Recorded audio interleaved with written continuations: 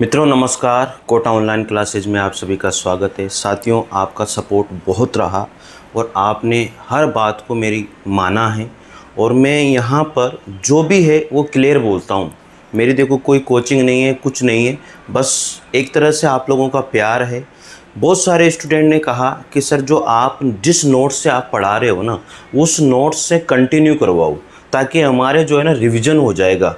आपके नोट्स बहुत अच्छे हैं और इसी तरह की पीडीएफ से मित्रों मैं आपको हिंदी साहित्य का इतिहास भी करवाऊंगा, शिक्षण विधियों भी करवाऊंगा, साइकोलॉजी भी करवाऊंगा, ठीक है। और मैं आपको बता दूं, जीके का भी मैं पैटर्न लेकर के आ रहा हूं। मित्रों चैनल से ज़रूर जुड़िएगा, चैनल को ज़रूर सब्सक्राइब कीजिएगा। ये नोट्स इतने तगड़े हैं मित्रों, गज़ब। ये मैंने मेरे हाथों से लिखे हैं, कई किताबें ऐसे नहीं है कि मेरी किताब ले लो, मेरी किताब ले लो, मेरी किताब ले लो। देखो मेरे पास कोई किताब भी नहीं है, बहुत सिंपल सी बात है। ये मैंने जो पढ़े हैं, जो मेरे हैंड रिटन नोट्स हैं, यही नोट्स मेरे पास हैं और इन्हीं नोट्स को कोई स्टूडेंट मंगवाता है तो मैं भेज देता हूँ। अगर उसे लगता है कि नहीं सर के नोट्स मंगवाने चाहिए तो मैं भेज देता हूँ, अन्यथा कोई दबाव नहीं है किसी के ऊपर। बस आपका प्यार बना रहे। साथियों, आरपीएससी ने जो किया है उसे हम भोग रहे हैं। बहुत सारे साथियों के साथ ऐसा हुआ है, मैं मानता हूँ, लेकिन कोई बात नहीं है, नियम है, नियमों की पालना हम करेंगे।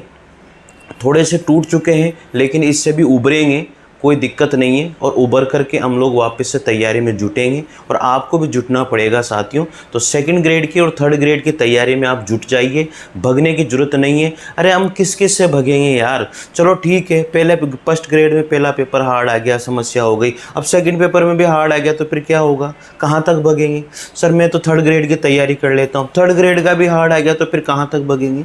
इसलिए इनसे सामना करो, डरो मतो। डरोगे तो भूत मिलेगा, डरोगे तो कहाँ तक भगोगे, एक दिन तो फिर वो पकड़ में आ ही जाओगे ना। तो इसलिए डरो मतो विद्यार्थियों, बात का समर्थन करना। मैं सत्य बोलता हूँ हमेशा और हमेशा विद्यार्थी हित में खड़ा रहता हूँ। मैंने अभी भी बोला है, सारे कोचिंग वालों की हालत ख़राब हो चुकी है। जितने भी विद्यार्थियों ने बेचारों ने 3-3 साल से कोचिंग कर रहे हैं लगातार, कोचिंग से कहीं कुछ नहीं आया है। जो कहते हैं ना मेरी कोचिंग से आया, मेरी कोचिंग से आया, मेरी कोचिंग से आया, अरे भाई तेरी कोचिंग से कितना आ गया, वो तो सब जगह से आया है। जिनका भी बोलते हैं ना कि मेरे यहाँ से आया, मेरे यहाँ से आया, वो जो बोलते हैं वो तो सब जगह से आया है। अरे जो नहीं आया है वो बताओ ना कि मेरे यहाँ से आया है। हकीकत बोल रहा हूँ ना, बताओ बाप। तो मित्रों चलिए हम लोग शुरू करते हैं। और ज़्यादा मेरे को देखो मज़ा नहीं आया यार इस बार। अब आप पढ़िए इन नोट्स को। तो मैंने स्वरों का वर्गीकरण, ये वर्ण विचार का टॉपिक चल रहा है, तो स्वरों का वर्गीकरण मैंने आप लोगों को बता दिया था। और जो स्वरों का वर्गीकरण है वो हम लोगों ने यहाँ पर 6 आधार पर किया है। कितने आधार पर किया है मित्रों? 6 प्रकार से हमने स्वरों का वर्गीकरण किया था। उत्पत्ति के आधार पर, होस्ट स्थिति या आकृति के आधार पर, इसके बाद में उच्चारण मात्रा के अनुसार, जिह्वा प्रयत्न या मुखाकृति तालु की स्थिति के आधार पर, जिह्वा स्थान के आधार पर और उच्चारण स्थान के आधार पर। इस तरह से 6 प्रकार से हमने जो है स्वरों का वर्गीकरण किया था। अब सबसे नंबर 1 पर बात करेंगे मित्रों, यहाँ पर उत्पत्ति के आधार पर स्वर। उत्पत्ति के आधार पर स्वरों का वर्गीकरण। अब उत्पत्ति के आधार पर स्वर कितने प्रकार के होते हैं, कितने भागों में इसको बांटा गया है, क्योंकि लिखने में देखो टाइम ख़राब होता है। मैं तो एक बात जानता हूँ, इसमें क्या है, स्पीड से काम चलता है। और आप नोट्स बनाइए, मैं गारंटी दे रहा हूँ आपको कि ये जो मैंने लिखे हैं ना नोट्स, इनसे बाहर नहीं जाएगा। जैसे टॉपिक ख़त्म होगा वैसे मैं आप लोगों को क्वेश्चन कराऊंगा, आंसर आपको ही देना है, ये सोच लो। मेरे पास देखो इतने कोई तामझाम नहीं है कि कैमरा है, रिकॉर्डिंग है, फलाना है, ऐसा नहीं है। बस ये छोटा सा ही टीवी पैनल है, बस ये भी किसी से लिया है, मैं आपको बता देता हूँ, किसी से उधार लिया है आपके लिए, बस और कुछ नहीं है, ठीक है। और कोई कोचिंग भी नहीं है मेरी, मैं सिंपल सी बात करता हूँ, कोई कोचिंग नहीं है मेरी, बस आप लोगों की सेवा है ये, ठीक है ना भाई। तो उत्पत्ति के आधार पर अब हम स्वरों का वर्गीकरण करेंगे मित्रों। तो उत्पत्ति के आधार पर जो स्वरों का वर्गीकरण होता है वो कितने प्रकार से होता है, देखो।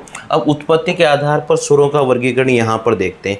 तो ये है उत्पत्ति के आधार पर स्वरों का वर्गीकरण। कितने आधार पर? 4 आधार पर हो रहा है स्वरों का। यहीं पर लिख दिया मैंने सब कुछ, आपको कहीं भटकने की जरूरत नहीं है। 4 आधारों पर स्वरों का वर्गीकरण हो रहा है, यहाँ पर देख लो। मेरे हिसाब से दिख भी रहा होगा आप लोगों को, थोड़ा सा देखने की कोशिश करना, ठीक है मित्रों। उत्पत्ति के आधार, मैं चाहता तो इसको टाइपिंग करवा के आपको बता सकता था, लेकिन कोई मतलब नहीं, इसका फील अलग है, ये अलग बात है, ठीक है। तो यहाँ पर देखते हैं सबसे पहली बात कि उत्पत्ति के आधार पर स्वरों का जो वर्गीकरण है वो देखो। ये उत्पत्ति के आधार पर सबसे पहले आते हैं यहाँ पर मूल स्वर। साथियों आप सबको पता है मूल स्वर कितने होते हैं, 4 होते हैं। इनको हम लोग जड़ स्वर भी कहते हैं, प्राकृतिक स्वर भी कहते हैं, नैसर्गिक स्वर भी कहते हैं, और बीजाक्षर भी कहते हैं, रूढ़ाक्षर भी कहते हैं, आदि अक्षर भी कहते हैं, स्वतंत्र अक्षर भी कहते हैं। अब बताओ कहाँ लिखा हुआ है इतनी सारी बातें? अगर किसी भी नाम से आ जाए ना, आपका गलत नहीं हो सकता। ये है किताबों से बने हुए नोट्स, ये है वो चीज, ये है वो क्रीम, मैं आपको बता रहा हूं। लिखो इनको, उतारो, विश्वास करना मेरा, जान दे दूंगा आप लोगों के लिए। मैं कह रहा हूं आपसे, बस आपको जुड़ना है, विश्वास करना है। अरे मत भगो इन बड़ी बड़ी कोचिंगें चल रही है ना, उन पे मत भगो। मैं बता रहा हूं आपको, यहां पढ़ो, दिल से बता रहा हूं आपको, दिल से। आप खुद कहोगे कि यार क्या जबरदस्त नोट्स हैं सर आपके। क्या बोलते हैं, मूल स्वर कितने होते हैं, 4 होते हैं। अरे जड़ स्वर की बात करेंगे तो भी 4। प्राकृतिक स्वर वो मूल स्वर को ही कहते हैं, नैसर्गिक स्वर भी मूल स्वर को ही कहते हैं, बीजाक्षर भी मूल स्वर को कहते हैं, रूढ़ाक्षर भी मूल स्वर को कहते हैं, आदि अक्षर भी, स्वतंत्र अक्षर भी। तो ये मूल स्वर कितने हैं, ये है मूल स्वर, अ, ई, उ और री। छोटा अ, छोटी ई, छोटा उ और री, अ, ई, उ, री, ये मूल स्वर है। अगर मैंने आपसे पूछा कि स्वतंत्र स्वर बताओ, ये रे। रूढ़ाक्षर बताओ, ये रे। बीजाक्षर बताओ, ये रे भैया। नैसर्गिक अक्षर बताओ, ये रे। प्राकृतिक स्वर बताओ, ये रे। जड़ स्वर बताओ, ये है। कहां जाएंगे रे भाई? सोचो ना यार, क्यों डरते हो? पढ़ो, जान दे दो कि जान डाल दूंगा इसके अंदर। ये देखो, अब उसके बाद में बात करते हैं, संधि स्वर आ जाते हैं, जिसको संध्यक्षर स्वर भी कहते हैं। कितने होते हैं? 7। कितने होते हैं? 7 होते हैं। ये कितने होते हैं? 7 होते हैं। कौन कौन से? आ, ई, बड़ी, बड़ा ऊ, छोटा ए, बड़ा ए, छोटा ओ, औ। क्यों होते हैं? क्योंकि ये संधि स्वरों से मिलकर के बनते। आप सबको पता होगा यहां पर कि अ प्लस आ हो जाता है, संधि स्वर है ना। ई प्लस ई, बड़ी ई हो जाता है, संधि स्वर है। 2 स्वरों के मिलने से बनते हैं, इसलिए संधि स्वर है। खत्म बात, क्यों रटना? अरे यहां पर ये अ है तो वहां आ है, यहां छोटी ई है तो वहां बड़ी ई है, यहां छोटा ऊ है तो वहां बड़ा ऊ है, यहां पर री है तो वहां री नहीं है। खत्म बात। फिर उसके बाद में बड़े ऊ के बाद में ए, ओ, औ, ये 7 हो गए, बात खत्म। आगे बात करते हैं अब दीर्घ संधि स्वर। दीर्घ संधि स्वर, जो दीर्घ संधि स्वर है, वो जो दीर्घ होते हैं वही संधि स्वर, यानी कि इनके जो दीर्घ है वही संधि दीर्घ स्वर हो जाएंगे। कैसे? अ का आ हो जाएगा, ई का यहां पर बड़ा ई हो जाएगा, ऊ का यहां पर बड़ा ऊ हो जाएगा। ये दीर्घ संधि स्वर हैं। तो दीर्घ संधि स्वर कितने? 3 हैं। कितने हैं? 3। दीर्घ संधि स्वर कितने हैं? 3। बड़ा आ, बड़ी ई और बड़ा ऊ। बात समझ में आ गई? इसके बाद में संयुक्त संधि स्वर कितने हो जाएंगे? अरे 3 हो गए तो फिर 4 इधर हो जाएंगे ना भाई, होंगे नहीं होंगे? तो ये 4 हो गए संयुक्त संधि स्वर, ये 4। यहां पर हमने ऊ तक ले लिया, यहां तक। पीछे वाले जो 4 बचे हैं वो संयुक्त संधि स्वर हो जाएंगे। तो कैसे डिवाइड करोगे? संधि स्वर कितने हैं? 7। अब यहां पर बात करेगा वो दीर्घ संधि स्वर कितने हैं? तो 3। कौन कौन से? आ, बड़ी, बड़ा ऊ। इसके बाद फिर वो कहेगा आपसे संयुक्त संधि स्वर कितने हैं? 4। कौन से? ऊ के बाद वाले ए, औ। ठीक है, ये बाद वाले हो गए इस तरह से। क्योंकि ये देखो यहां पर, ये देखो, ये इनसे मिलकर ही बन रहे, ये यहां पर अलग अलग से मिलकर बन रहे। ये देखो संयुक्त संधि स्वर इसलिए कहा गया, अ के बाद में ई आता है तो ए बन जाता है, अ के बाद में ए आता है तो अ बन जाता है, अ के बाद में ऊ आता है तो ओ बन जाता है। यानी कि दोनों अलग अलग स्वर से मिलकर बन रहे हैं, इसलिए संयुक्त संधि स्वर है। और ये यहां पर दीर्घ संधि स्वर, यानी कि सेम से मिलकर बन रहे हैं, इससे दीर्घ हो रहे हैं भाई। उसमें क्या बात है, टेंशन लेने का नहीं ना, बस यही समझाना चाह रहा हूं मैं। ठीक है, यहां तक कोई समस्या नहीं होनी चाहिए। तो उत्पत्ति के आधार पर जो स्वर है, एक तो मूल स्वर और एक संधि स्वर। अब संधि इनमें भी दो भाग कर दिए, दीर्घ संधि स्वर, संयुक्त संधि स्वर, और कुछ भी इसके अंदर नहीं है। समझ में आ गया क्या? समझ में आ गया ना भाई? बस समझ लो।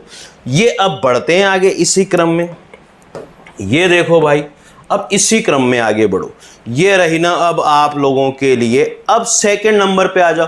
अभी तक हम लोगों ने उत्पत्ति के आधार पर स्वरों का वर्गीकरण पढ़ा। अब हम बात करेंगे उच्चारण स्थान के आधार पर स्वरों का वर्गीकरण। ये रहा उच्चारण स्थान या उच्चारण मात्रा के आधार पर स्वरों का वर्गीकरण। उच्चारण मात्रा के आधार पर स्वरों का वर्गीकरण करते हैं। देखो सेकंड नंबर, 6 प्रकार के बताए थे मैंने स्वरों का वर्गीकरण।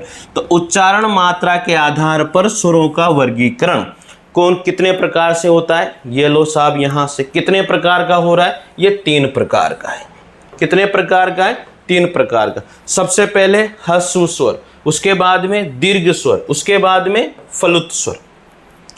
ह्रस्व स्वर कहो या लघु छोटे एक मात्रिक स्वर कहो, मात्रा के आधार पर है, उच्चारण मात्रा के आधार पर। इसको ह्रस्व स्वर कहो, लघु या छोटे स्वर कहो, एक मात्रिक स्वर कहो। कितने हैं? अ, ई, उ, री। इन सब के ऊपर लघु चिन्ह लगता है, लगता नहीं लगता, इसलिए लघु स्वर कह देते हैं।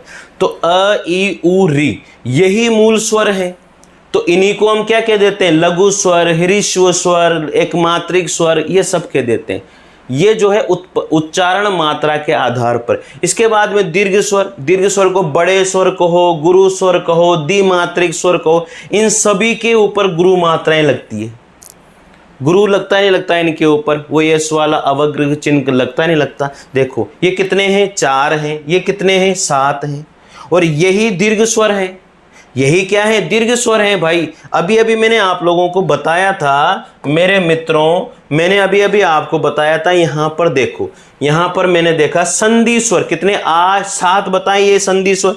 इसके बाद में यही स्वर यहां पर आगे दीर्घ स्वर में देख लो तुम, यहां पर भी दीर्घ स्वर में आगे जो संधि स्वर है वही दीर्घ स्वर है। जो यहां पर देखो ह्रस्व स्वर है वही वहां पर क्या है? ये रहे यहां पर आप लोगों के लिए, ये देखो मूल स्वर।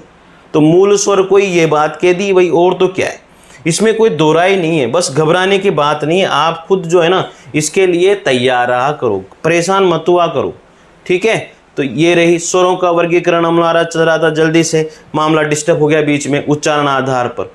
ठीक है भैया, आ गए ना? अब देखो यही चीज हम लोग यहाँ पर पढ़ रहे थे, परेशान हो गए थे, थोड़ा सा बीच में डिस्टर्ब बड़ा हो गया था, तो हो गए यहाँ पर ये चीज। इसके बाद में फ्लुत स्वर, जिसको त्रिमात्रिक स्वर भी कहते हैं, इस तरह से लगता है ये चिन्ह। अब ये 8 प्रकार के होते हैं। कितने प्रकार के होते हैं? 8 प्रकार के। तो ये री पे नहीं लगता इस तरह से, ठीक है ना? तो आप ध्यान दे लेना इस तरह से। ये जो 7 है और एक उधर से ले लिया जाता है, तो 8 प्रकार के होते हैं फ्लुत स्वर। ये ध्यान देना, त्रिमात्रिक स्वर कहलाता है ये। ठीक है, इसमें मात्रा, इसमें थोड़ा सा कम समय लगता है बोलने में, इसमें थोड़ा ज्यादा लगता है, इसमें और ज्यादा लगता है। बस उच्चारण मात्रा के आधार पर, समय के आधार पर बात कर रहा है। तो याद रखना, उच्चारण मात्रा के आधार पर 3 प्रकार के स्वर होते हैं, ह्रस्व स्वर, दीर्घ स्वर और फ्लुत स्वर। जो ह्रस्व स्वर है साथियों, आपने देखा होगा मूल स्वर भी वही है, संधि स्वर है वही दीर्घ स्वर है। बस ये फ्लुत स्वर अलग से इसमें आ जाता है, कोई दोहराए वाली बात नहीं होनी चाहिए। बड़े अब यहाँ पर देखो यहाँ पर एक बात इसने समझाई है, जो ह्रस्व स्वर है उसको हम लोग छोटा स्वर भी कहते हैं, लघु स्वर भी कहते हैं, यानी कि लघु की मात्रा हमेशा 1 होती है। दीर्घ स्वर है उसको बड़ा स्वर भी कहते हैं, उसको गुरु भी कहते हैं, गुरु की मात्रा हमेशा इस तरह से होती है। फ्लुत स्वर हमेशा जो है फ्लुत की मात्रा इस तरह से होती है। ठीक है, ये तो समझ में आ गया होगा, इसमें तो कोई दोहराए वाली बात नहीं होनी चाहिए। बढ़े आगे। अब ह्रस्व स्वर, अब ह्रस्व स्वर क्या होता है भाई? ह्रस्व स्वर देखो यहाँ पर क्या होता है ह्रस्व स्वर, ये देखो भाई ह्रस्व स्वर नंबर 1। ह्रस्व स्वर जिसको हम लोग क्या कहते हैं? लघु स्वर, छोटा स्वर, एक मात्रिक स्वर कहते हैं ना, वे स्वर जिनके उच्चारण में एक मात्रा के उच्चारण जितना समय लगता है। मैंने अभी बताया जिनमें एक मात्रा के उच्चारण जितना समय लगता है उन्हें ह्रस्व स्वर कहते हैं। दीर्घ स्वर क्या होता है? वे स्वर जिनके उच्चारण में 2 मात्रा के उच्चारण जितना समय लगता है उसको दीर्घ स्वर कहते हैं। फ्लुत स्वर उसमें 3 मात्रा के जितना समय लगता है उसको फ्लुत स्वर कहते हैं। उसमें क्या दिक्कत है, जब लंबी राग लेना फ्लुत स्वर, ठीक है, इसमें कोई दो राय संशय नहीं होना चाहिए। बढ़े आगे, चलो। अब फ्लुत स्वर में वही बात है, वे स्वर जिनके उच्चारण में 3 मात्रा के उच्चारण जितना समय लगे, यानी कि ज्यादा समय लगे दीर्घ से, उसको हम लोग फ्लुत स्वर कह देते हैं। अब तीसरे नंबर पर बात आ गई, यहाँ पर तीसरे नंबर पर देखो, बात तीसरे नंबर की आ गई भाई। अब तीसरे नंबर पर जो बात आ गई ना, उसको आप लोग देख लो यहाँ ढंग से, ठीक है। तीसरे नंबर पर है होष्टों की स्थिति के आधार पर, जो होठ है ना उनकी स्थिति के आधार पर जो है ना स्वर बोले जाते हैं। किस प्रकार से होते हैं, देखो यहाँ पर नंबर 1, होष्ट स्थिति के आधार पर स्वरों का वर्गीकरण। वृत्तमुखी स्वर जिसको वर्तुलाकार स्वर भी कहते हैं, कितने होते हैं, 4 होते हैं। और एक होता है अवृत्तमुखी स्वर या अवर्तुलाकार स्वर जो 7 होते हैं। यहाँ पर देखो ऊ ओ बोलने के होठ की गोलाई के अनुसार इसको हम लोग कहते हैं वृत्त स्वर, जो वृत्त बन जाता है, इस तरह से मुंह का वृत्त बन जाता है, गोल बन जाता है मुंह, तो वो ऊ ओ, ठीक है। इसको क्या बोलेंगे, वृत्तमुखी स्वर या वृत्ताकार मुख, ठीक है। इसको क्या बोल देंगे हम लोग, वृत्ताकार स्वर, ठीक है। इसको ये भी बोल देंगे अवृत्तमुखी, जिसमें गोल नहीं बनता, जिसमें वृत्त नहीं बनता बोलने में, तो ऊ तो हो जाएगा, ओ भी हो जाएगा, लेकिन उसके बाद में जो बचे स्वर है अ आ ई ऊ तो है ही नहीं, वो तो वृत्ताकार स्वर, री ए ऐ, ठीक है। तो यहां पर ये वाले स्वर हो जाएंगे, लिख लो इनको, अ आ ई, ठीक है। ऊ तो इसमें आ जाएगा, ऊ ओ ये वृत्ताकार स्वर में आ जाएगा, ए, ठीक है ना। तो ये सारे के सारे किस में आ जाएंगे, री भी किस में आ जाएगा, अवृत्ताकार स्वर में आ जाएगा। तो ये जो स्वर है वो होष्ट स्थिति के आधार पर 2 प्रकार के होते हैं, वृत्ताकार या वृत्तमुखी स्वर, अवृत्ताकार या अवृत्तमुखी स्वर, ठीक है। ऊ ओ ये इसमें आएगा, इसके बाद में जो बचे हैं वो सारे अवृत्ताकार स्वर में आ जाएंगे। मेरे हिसाब से यहां तक बात समझ में आ गई होगी। जल्दी करते हैं, दौरान करते हैं इस चीज का। साथियों जुड़ जाना, मैं फिर कह रहा हूं आपसे, लाइक और शेयर दबा के कर देना यार, ठीक है ना। लाइक करने से बस थोड़ा सा हमें मोटिवेशन मिल जाता है कि हाँ यार चलो ठीक है, बच्चों ने लाइक तो किया, अच्छा है। तो इस वजह से हम थोड़ा सा और सोचते हैं कि नहीं यार चलो वीडियो बनाते हैं, ठीक है ना। और कुछ नहीं है साथियों, लाइक से और क्या होगा, ठीक है भाई।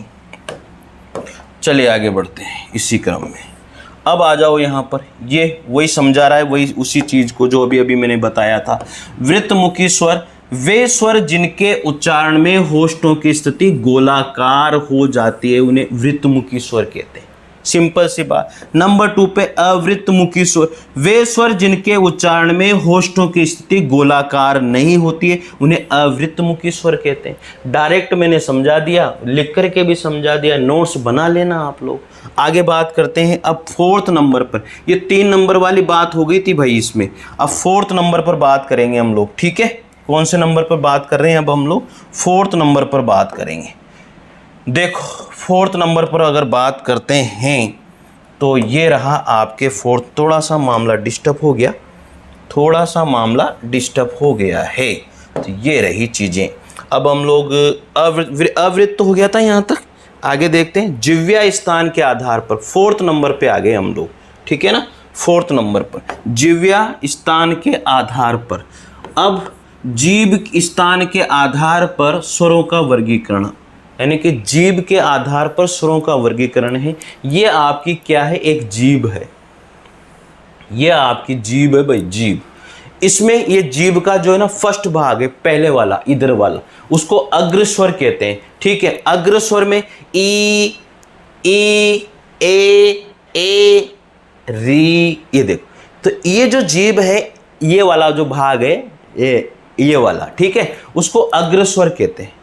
अब अग्रस्वर में क्या होता है बच्चों, जो अग्रस्वर है ना उसमें यहां ये थोड़ा सा फड़फड़ाता है, तो ई, ठीक है ना, ए री, इस तरह से। तो ये अग्रस्वर है, आप इसको एक जीभ का हिस्सा मान लो। ये जीभ पहला भाग है, ई ए री, ठीक है। इसके बाद में ये मध्य वाला भाग है, ये मध्य, यहाँ बीच वाला जीभ का बीच का भाग, उसमें अ आता है केवल, ठीक है। ये अग्रस्वर है।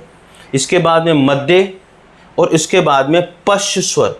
पश्च स्वर में आ, ठीक है, ऊ, ओ ये आते हैं साथियों। आ, ऊ ये आते हैं, आ, ऊ, ओ। ठीक है, यहाँ पर कोई समस्या नहीं होनी चाहिए मेरे हिसाब से, तो कोई दो राय नहीं है यहाँ तक। ये जिह्वा स्थान के आधार पर स्वरों का वर्गीकरण है। आगे बात करते हैं। अब यहाँ तक की बात हो गई, क्लियरिटी सारी होनी चाहिए। ठीक है, अब आ जाते हैं 5वें नंबर पर स्वरों के वर्गीकरण के ऊपर। 5वें नंबर पर जो स्वरों का वर्गीकरण है वो है जिह्वा प्रयत्न या मुखाकृति या तालु की स्थिति के आधार पर स्वरों का वर्गीकरण। जिह्वा प्रयत्न या मुखाकृति या तालु की स्थिति के आधार पर ये अब आपकी क्या है, ये मुख है, ये मुंह बनाया हुआ है।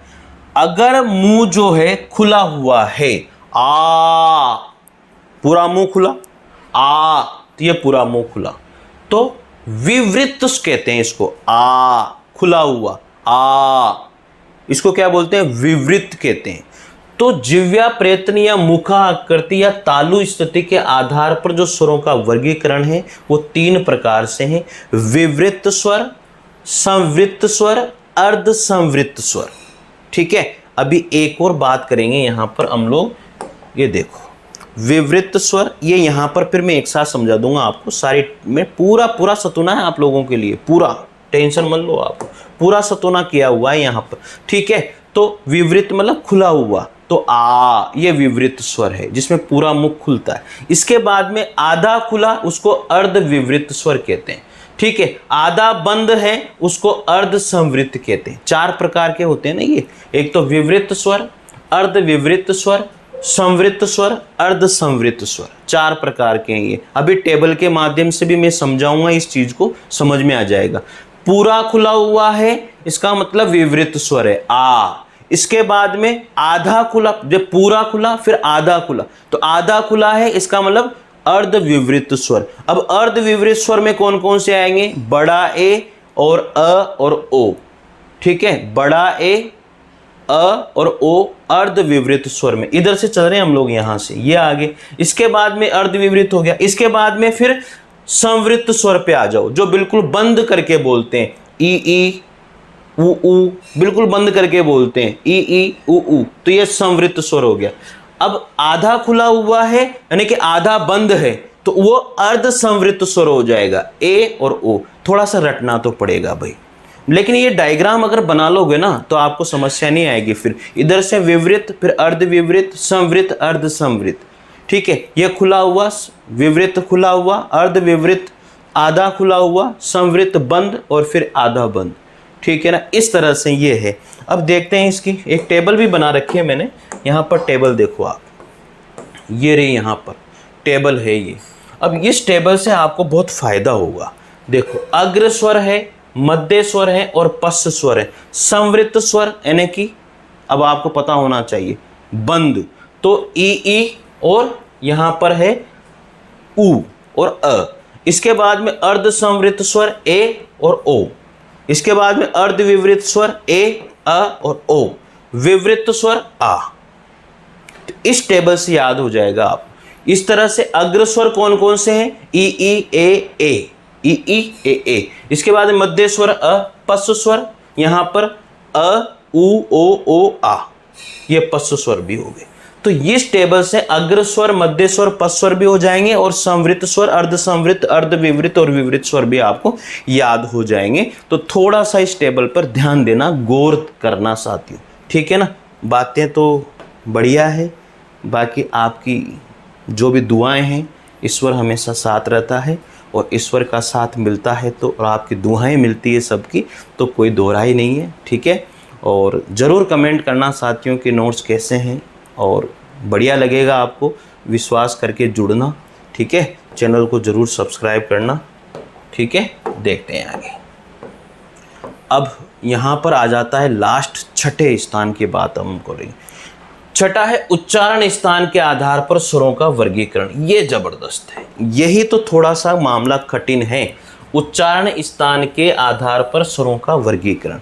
ये आपका पूरा मुख है, यह आपका क्या बना हुआ है, ये पूरा मुंह बना हुआ है, ठीक है, ये पूरा मुंह बना हुआ है भाई, ये पूरा मुंह, ये पूरा मुंह बना हुआ है इस तरह से।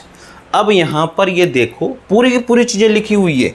यहाँ पर ये नासिक, ये क्या है, नासिका, ये नाक, ये नासिका, ठीक है। यहाँ पर ये कंठोष्ठ, ठीक है, ये कंठ और ओष्ठ दोनों आगे, तो यहाँ पर क्या हो जाएगा, ओ और औ। ये कंठोष्ठ में ओ और औ हो जाएगा,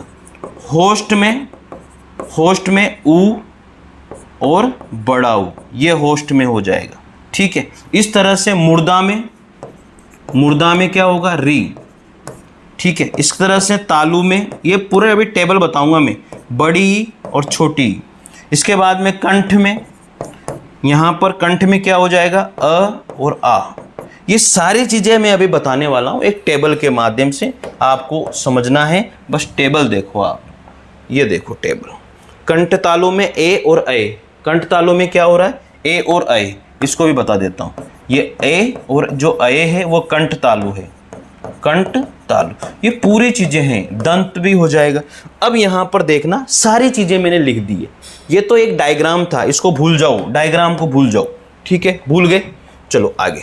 अब यहाँ पर आता है सबसे पहले नासिका के आधार पर। नासिका के आधार पर 5 स्वर हैं। ये नासिका के आधार पर स्वरों का वर्गीकरण, जिसको अनुनासिक और अनुनासिका कहते हैं, जिसको अनुनासिक और अनुनासिक, अनुनासिक। तो यहाँ पर चंद्र बिंदु लगाएंगे साथियों तो अनुनासिक स्वर हो जाएंगे।